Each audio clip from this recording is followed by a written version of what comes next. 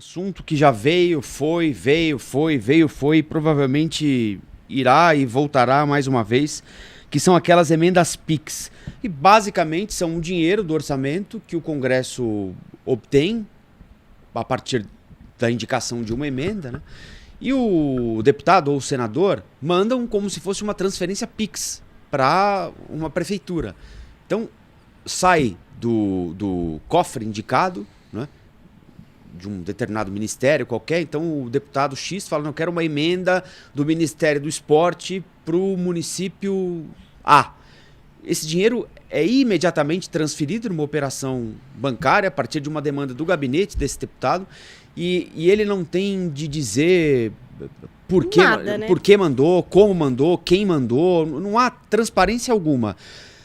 Como se fosse uma negociação privada, mas é dinheiro público, né?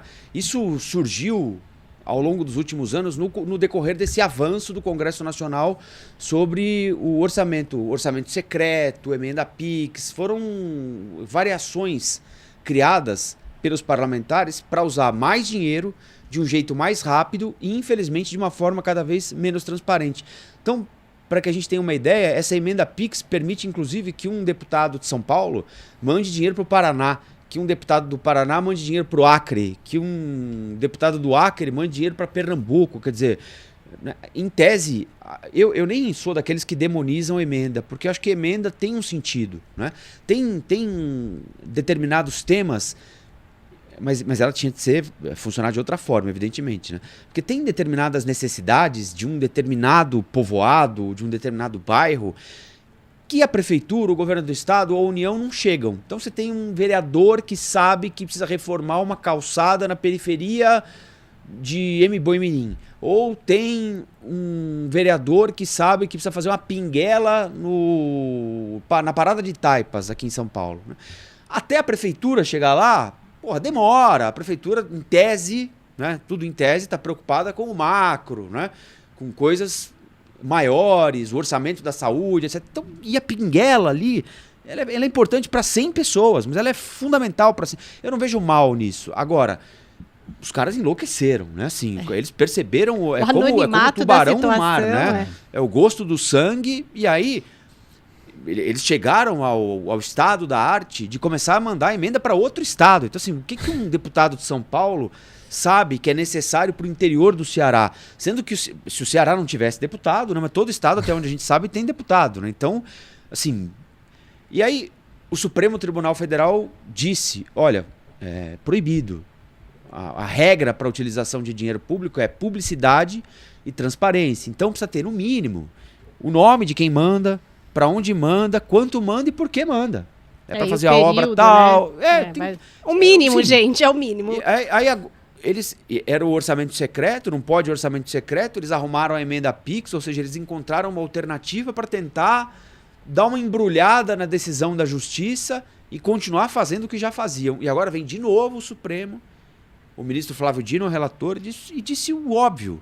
E me chama a atenção como a gente soleniza o óbvio, né? São horas de audiências reservadas e advogados mobilizados e ministro do Supremo Tribunal Federal para decidir que o dinheiro público você usa com transparência e dá publicidade à utilização. Assim, basicamente é disso que se trata, né? Ninguém está... Não é nada fora do que seria, aqui, né? Comum. Enfim. Deveria ser o comum, é isso que você está querendo dizer, né, Rafa? E eu espero que volte a ser mesmo, porque esse negócio foi um absurdo. Absurdo, assim, só pela concepção. Isso porque a gente não sabe exatamente o que aconteceu. E parece que a gente talvez fique sabendo, né? Porque a ideia é também investigar ali o pregresso e ver o que rolou nesse tempinho. E talvez a gente vá se assustar, porque... desconfio que muitas coisas boas não devam ser. Pois é. Se eu puder arriscar uma síntese, Rafa, até pelo tempo, acho que o primeiro ponto para a gente refletir é, sabe quantos bilhões de reais estavam empenhados ou pensados ao longo de 2024 para o PAC? Que, se bem monitorado em termos de eficiência, alocação dos recursos, se houver opinião pública em cima, a imprensa, etc., tende a se reverter em algum tipo de crescimento, de benefício, de destrave de obras? 54 bilhões. Quando você olha para as emendas, sejam elas de bancada, as emendas parlamentares no geral, também as individuais, como as PIX, 53 bilhões. Então a gente está dizendo, assim, isso é o orçamento que a gente chama de discricionário, ou seja, aquele em cima do qual o governo dirige, né, direciona. Ele não é classificado como uma despesa obrigatória. As emendas elas vão ter mais liberdade para a sua alocação.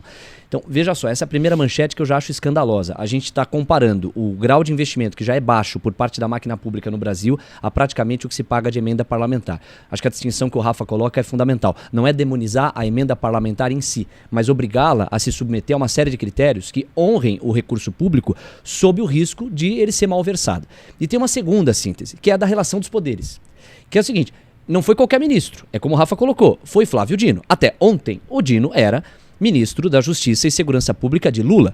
E parte da decisão, inclusive, exige que o empenho das emendas esteja alinhado ao nível federal. Por exemplo, para o deputado, a partir da decisão do Flávio Dino, irrigar alguma questão da saúde, tem que haver um alinhamento com o SUS. Então a gente está falando de uma dimensão que é federal. Então assim, para os congressistas olharem para isso e dizerem assim, pô, pera lá, a gente vai perder parte da autonomia que nós tínhamos para o destino das verbas. Estão chutando a gente. E ainda, um ex-ministro do Lula, já no pano de fundo que mostra um executivo em geral alinhado com o judiciário ou vice-versa, bom, certamente o legislativo vai encontrar mecanismos para reagir, seja dificultando a dita governabilidade, seja amedrontando o Supremo Tribunal Federal via Senado, mas aí é mais complexo porque tem muito senador com o rabo preso e nós sabemos disso também. Então eu queria acrescentar essa camada da relação entre os poderes que me parece relevante em cima desse fato. O curioso é que é uma luta para usar o dinheiro público sem transparência, né? Pois é. É um negócio assim. As coisas estão invertidas, né? Pois é. Enfim. Olá, aqui é o Rafael Colombo. Gostou do que acabou de assistir? Se inscreva no canal Cortes do Flow News para os melhores momentos. Quer acompanhar os nossos programas na íntegra? Então se inscreva no nosso canal oficial Flow News.